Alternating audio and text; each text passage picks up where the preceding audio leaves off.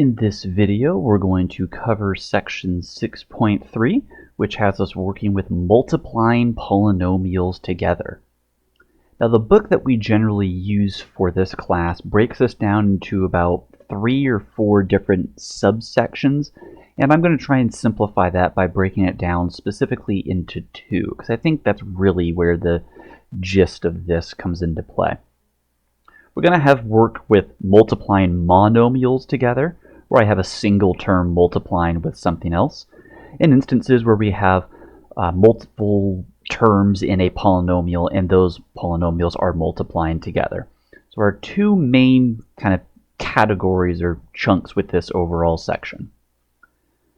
But the main thing we need to keep track of in use with this entire section is the property known as the distributive property. We've used that a few times up until now, where we have something like 2 times the quantity x plus 3, and we distribute a through 2.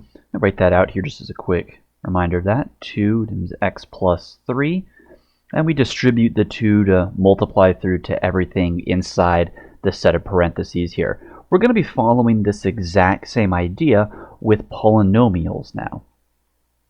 Now, the other part that we need to remember as we're going through these is that we are going to be multiplying these things, these monomials, together with these other ones. So when we are multiplying these together, we are going to have, maybe as you're looking ahead to this and seeing, we're going to have variables multiplying together too. That does mean that the material from 6.2, where we had the exponent multiplication properties, like the power rule, the product rule, and the products to a power rule, will all be coming back in this section, and you will see that showing up quite a bit with all of these problems. We have 2 examples with monomials, and we have 4 of them with multiple term polynomials as well. But those 3 terms and those 3 properties that we had from 6.2 are going to come back, and we will be applying them as we are solving these types of problems. So the main idea with multiplying with monomials, and we'll see an extrapolated version of this, is to distribute the monomial through to each term in the other polynomial given. So just like we would do with numbers, it's going to distribute through and then multiply each of those things together. We should have individual results for them, and I recommend as we go through these problems, specifically when we get to the second set of them, we want to take this very slowly and very carefully, because there's a lot of room for error, especially with these other problems, of a lot of things going on, and we lose track of where we are at the problem. But for now, let's start with the monomial examples that we have right here and see how we go through and solve those. Looking at our first example, we are given 2x times the quantity 7x minus 8. Applying the process that we just went through, we are going to distribute the monomial, this 2x, through to each term inside of the given polynomial. Now, some people really like to use little arrows to show that this thing is distributing, and you're more than welcome to do that here if that's helpful for you. Now, I'm going to write out for our first 2 examples here, each thing multiplying together just as an extra line. So I'm showing that I have 2x times 7x, 7x minus 2x times 8. This line is technically optional. You do not need to do that. It's the line afterwards that you need to make sure that you do have written in. But I would recommend trying this for a couple problems just to see how this works for you for keeping track of your work. I think it's very helpful when we get to more complex problems and we have more things multiplying together, but it certainly is not required with going through and simplifying these problems. So I now have 2x times 7x. I can multiply the coefficients together. That's going to give me 14. When I do x times x, the bases are the same. That means the exponents add together. That's the product rule from last section. So I'm going to get x squared showing up here. Now I have a negative, so I can bring that down. Then I have a 2x times 8. The 2 and the 8 multiply, I should say, and we're going to get 16. The x doesn't have any other variables that it's multiplying with, so it's just going to come down exactly as it is. And from there, I get to my final answer of 14x squared minus 16x. For our second example, we have the monomial negative 3a squared b, and that's multiplying with the polynomial 2a minus 4b to the third power. So like we did with our very first example, we are going to distribute the monomial through to everything inside the set of parentheses. Again, for this particular example, and this is going to be the last one, as we have another section of them coming up, I'm going to be writing out each thing that is multiplying together. So I have negative 3a squared b times 2a, and then minus, again, negative 3a squared b times 4b to the third power. So I've distributed the monomial through, and I've written that out in my line below this. Again, this line is optional. It is not required, but I do think it is very helpful to keep things organized as you go through these problems. And I would consider doing this for a few of these and for some of our later ones as the problems get a little bit more complicated. But otherwise, I'm going to apply the exponent rules and everything that we did in 6.2 to each of these individual sets of multiplication here. So with my first one, I'm going to multiply the coefficients together. So negative 3 times 2, that's going to give me a negative 6. The a's multiply, so I have a squared times a. That's going to give me a to the third power. Then I also have a b showing up in here. And it's not multiplying with any other b's, so it's just going to have a leftover b down there in the next line. Nothing's changing with it, it's just staying the same. Now with my last ones, I'm noticing I have a negative 3 times a 4. That's going to give me a negative 12. I do also notice that I have a negative in front of these here. So the negative of negative 12 is going to be a positive 12. You could deal with the signs first if you wanted to, but we can also work with just the coefficients of the numbers as well. Either way, you want to do that. I'm then looking at the a's, and I'm noticing, well, there's only an a squared, so that's just going to come down exactly as it was. And then b times b to the third, I'm going to use the product rule. The bases are the same, and they are multiplying, which means the exponents add together, and I get b to the fourth power.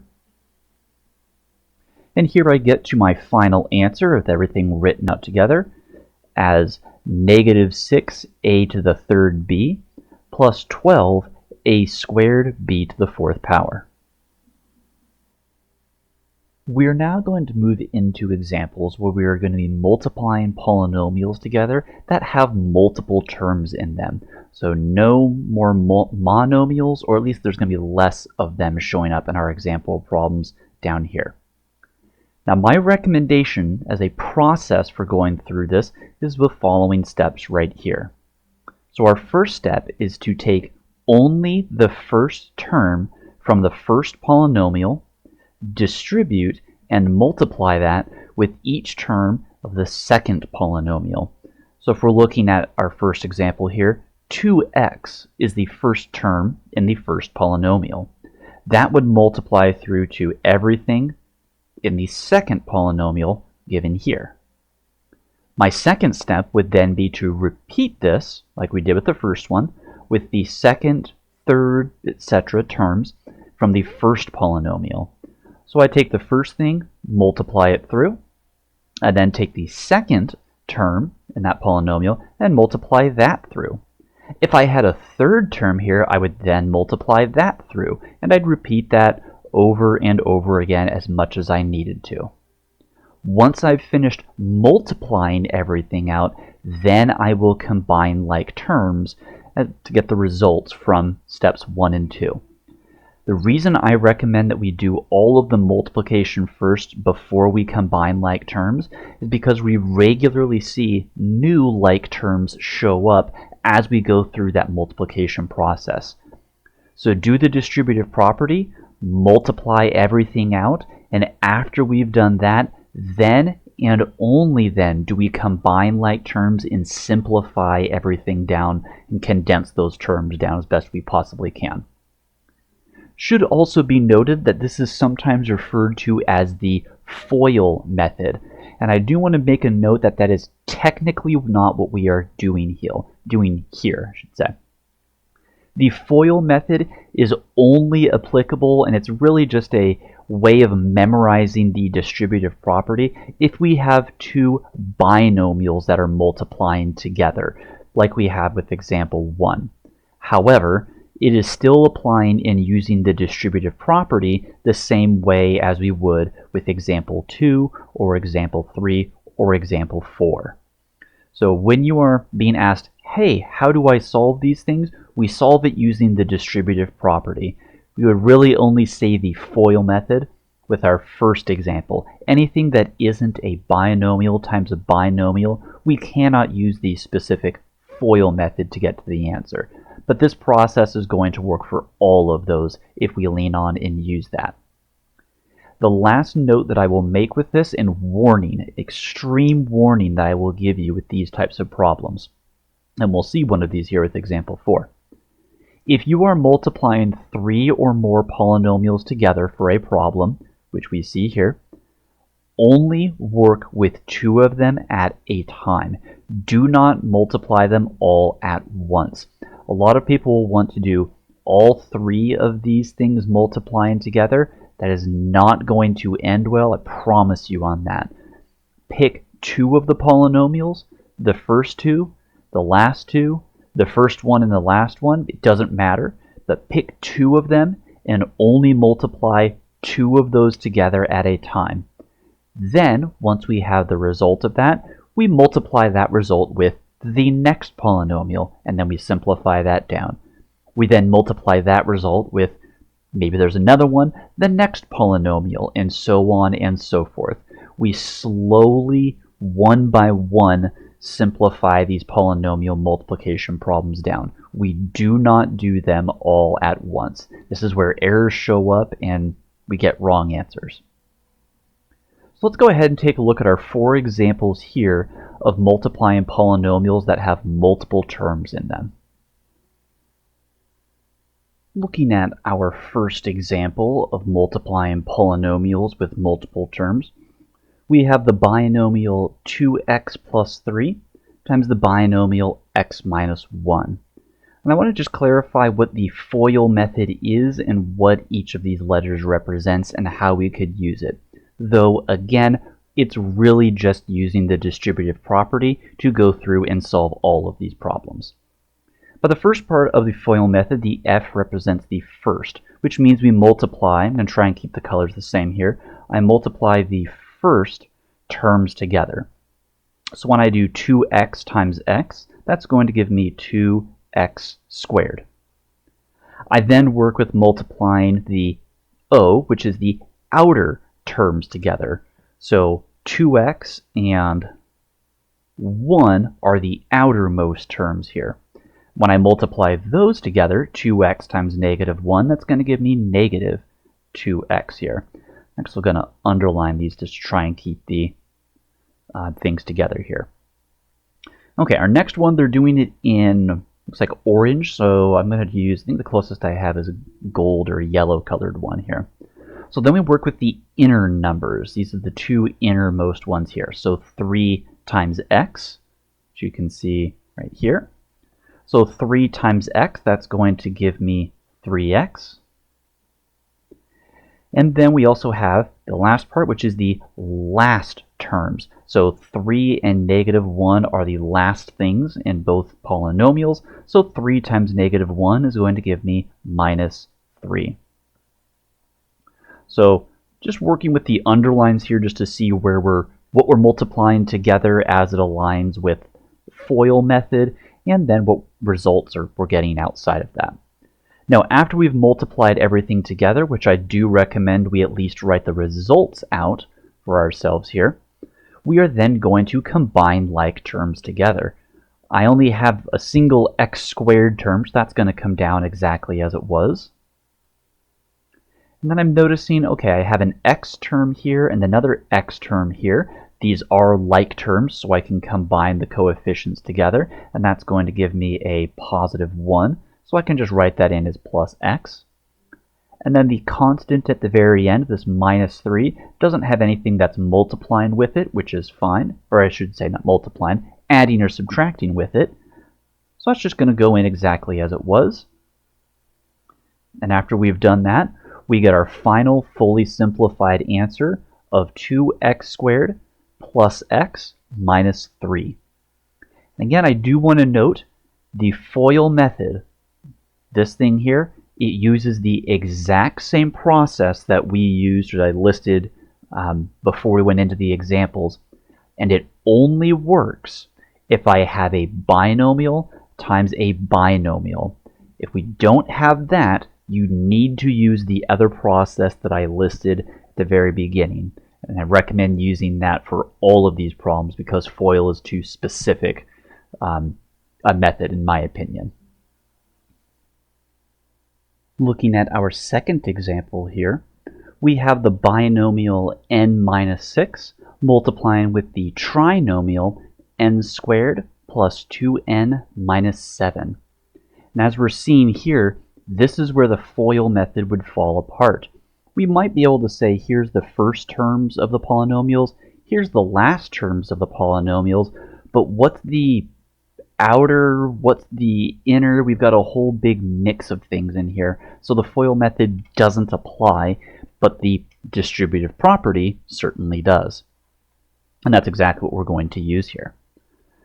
So the distributive property in the process that we have states that I'm going to take the first term from the first polynomial, that's n, and I'm going to distribute and multiply that with each term in the second polynomial. So I'm going to have n times n squared, then I have n times positive 2n, and I'm going to have n times negative 7. I'm going to go ahead and put the results right down here. And now that we have the first term distributed through, I can now focus in on and distribute the second term from the first polynomial to every term in the second polynomial. So that's going to be negative 6 times n squared, negative 6 times 2n, and negative 6 times negative 7. And I'll put the results right down here. Be careful as you are going through and using the distributive property that you are carrying both the number and the sign to its left through to each term as you multiply, and you are changing the signs accordingly for the result. Now, as I did in the very first two examples of writing each thing multiplying out in one line and then the results afterwards, you're more than welcome and encouraged to do that if you feel that would be helpful as you're going through these problems. But now that I have everything multiplied out, I need to then, as step 3 says, combine like terms from the results of step 1 and step 2. So I'm looking for like terms in here. I don't have any other n to the third power, so I can bring that down exactly as it is. And I'm noticing I have an n squared here, and I have an n squared here, so these can combine together. The coefficients add, and I'm going to get a negative 4n squared. Then I have negative 7n minus 12n, so the n's are going to combine together. That's going to go ahead and give me a negative 19n. And then I have just this coefficient, or this constant I should say, of 42. Everything else has a variable in it, so I'm going to put that at the very end here. This will plus 42. And there I've fully combined everything together. I can't simplify this any further. So we get a final answer of n to the third power minus 4n squared minus 19n plus 42. As a quick reminder, when we are combining like terms, meaning adding or subtracting terms together, in this step, the exponents and the variables absolutely never change. It is only the coefficients, the numbers in front of those variables, that are going to be adding or subtracting or changing it all. Variables stay the same, and the variable exponents stay the same when we combine like terms. Here with example 3, we're noticing that, yeah, the FOIL method is nowhere applicable here. It's going to be really hard to tell first, last, inner, outer, keeping track of all of it. That process that I listed out, steps 1, 2, and 3, that's the one we're going to need to use here. Now I'm going to note again, if you would like to write each individual set of things that's multiplying together out, you are welcome to do so, just like we did with our first 2 examples in this video. I'm going to go through and just note what the things are that are multiplying together and then write the results out. That way we're not taking too long with this particular problem. So, following our process, we're told to take the first term from the first polynomial, that's this a squared.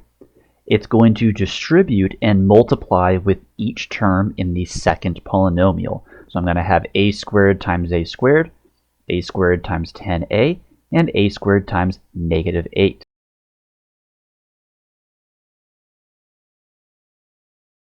Our second step then states that I'm going to repeat this with the second, third, etc. terms from the first polynomial. So I have negative a, the term and its sign in front of it, multiplying through to everything in the second polynomial. So negative a times a squared, negative a times 10a, and negative a times negative 8.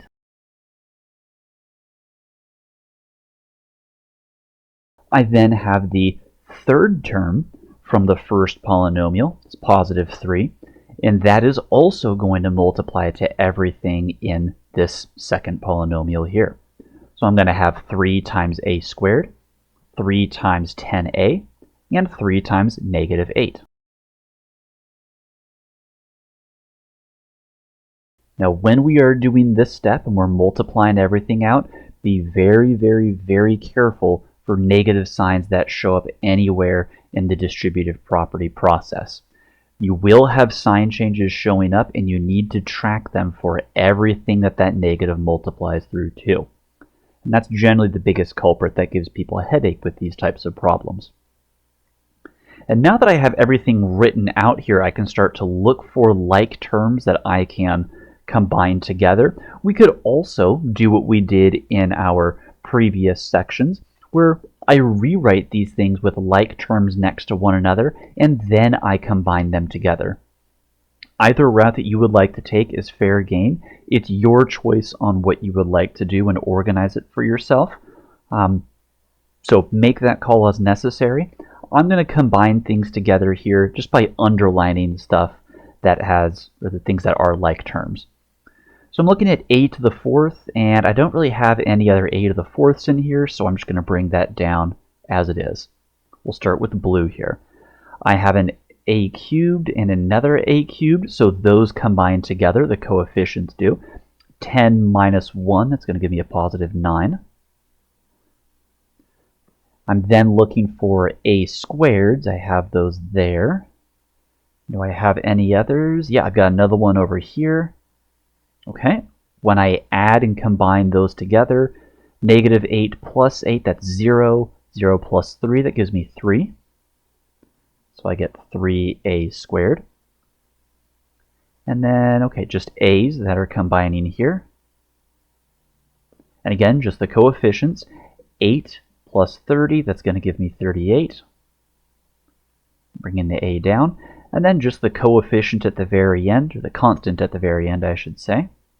We have that there. I can't combine any other like terms together, and therefore we get our final answer listed here. We get a to the fourth plus 9a to the third plus 3a squared plus 38a minus 24 for our final answer. Looking at our fourth and final example of multiple terms multiplying together with polynomials, I'm noticing that I actually have 3 polynomials multiplying together. The monomial x, the binomial x minus 1, and the binomial 2x plus 2. Now I did make the note and the warning to you that if we have 3 or more polynomials multiplying together, like we have right here, then we are only going to work with and multiply 2 of them together at a time. we absolutely never multiply all three together at once.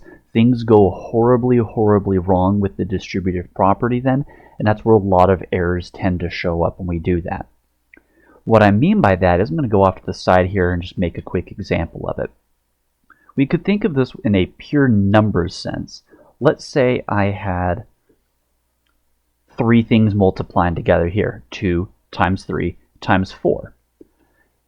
With our polynomials, a lot of people think, okay, I need to distribute this x through to this set of this polynomial here, this x minus 1, and I also need to multiply x through to 2x plus 2. It's a reasonable thought. It's the distributive property, so it makes sense that that's where our thought process would be. However, that would be the equivalent in our number example here of saying 2 times 3 and also 2 times 4. And we notice here that if we were to work these things out, we'd be getting, what's this going to be? This is going to be 6 times 4, which is going to give me 24. And then the other one, I'd be getting 6 times 8, which would be 48. And I have two very, very, very different answers here. So this x, the knee-jerk reaction is to take that x and multiply it through to everything at first. I am warning you now and telling you now, resist that urge.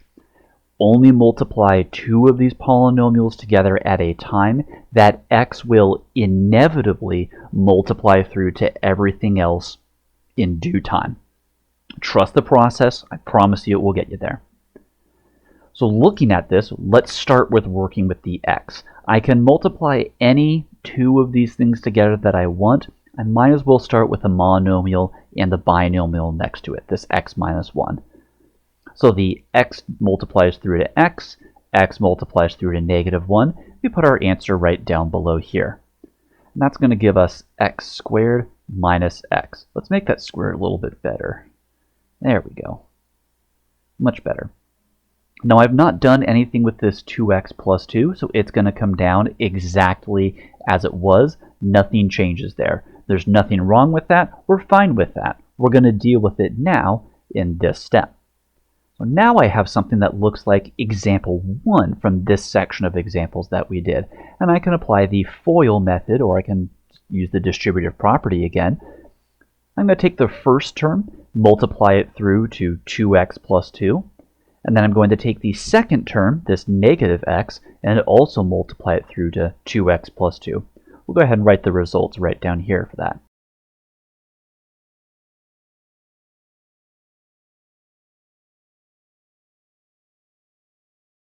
And now I have everything written out and distributed out from my two polynomials multiplying together. Now I can combine like terms. I have 2x squareds showing up here. 2 minus 2, that's going to give me 0. I don't have anything that the x cubed can combine with. And I have nothing that the x can combine with. So I'm just going to get to my final answer of 2x to the third power minus 2x. So again, want to really emphasize, if you have three things multiplying together, maybe they're all binomials, maybe they're all trinomials, maybe it's a mix of monomials, binomials, and trinomials like we have here. Only multiply two of those polynomials together at a time. The rest of them will eventually multiply together, and the distributive property will work everything out for you. As a quick recap of what we covered today with multiplying polynomials together, the main thing that we use throughout this entire section is the distributive property. That is the big star property for the entire section and as we go through these problems. We started with multiplying monomials together and just distributing one single thing through to a set of polynomials. And then we started working with multiple polynomials that have multiple terms in them, and what's the process that we use to go through and make that happen. If you've not done so, I highly recommend writing this process and its steps down, and referencing those as you go through problems on the homework and whatever online program you may or may not be using, or as you're going through these in your class. Remember that the FOIL method is the exact same thing as using the distributive property in this process, but it is unique in that it only works for two binomials multiplying together. The rest of it is just the distributive property in this process that we have here. And the last note, as we saw with example 4, if we have 3 or more polynomials that are multiplying together, only multiply 2 of them at a time. Do not do all of them at once. So we'll scroll down here and give you some extra practice problems if you'd like to give those a try for yourself. I'd recommend pausing the video here, trying these out. Take any extra lines that you need to multiply and write out every single thing that's multiplying together if you need to. There's absolutely nothing wrong with that. And then combine everything together at the very end. We'll go down to our final answers with these. Hopefully you're getting the same things showing up in here. I would recommend if you missed anything, go back and check for any sign changes that may or may not have happened if you missed those. It's always a negative that seems like it's throwing things off. And if not, make sure that you've fully multiplied all terms from one polynomial to another. That's the other most common error that shows up with these. But other than that, that is everything for our 6.3 material.